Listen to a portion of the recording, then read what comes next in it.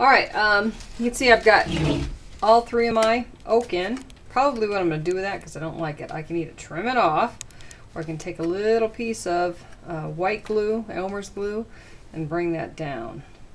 Yeah, so I'll have to make a decision what I'm going to do there. But what I want to show you is one of the things that I do before I start going any further in this is put in my handles. And what I do is I measure this. I want this to be 14 inches to the top.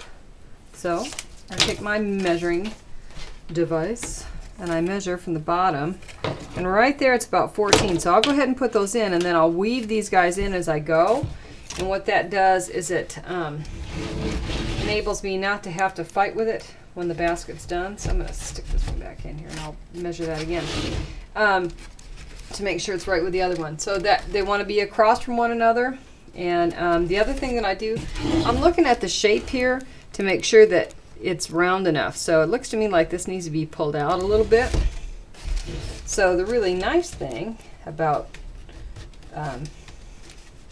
weaving with a couple of strips is that you can pull it out like on one side, and then you can come over here and you can pull it out on that side, and you can kind of hold it a little bit so that it with your clips until you put that next row on there at your other place. So it's kind of like expansion joints, for lack of a better term. I like that.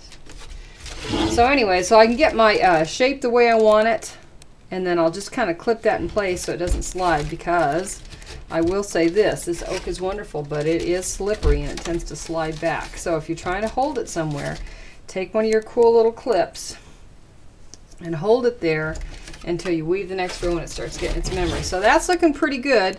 And then I'm going to do my next 8 rows of weaving, and remember I'm going to include these in, and I'm going to weave up to about right here, and that way it's not pushed or shoved. It looks natural in it. And then we'll do a false rim, and we'll put our rim on and lash it up.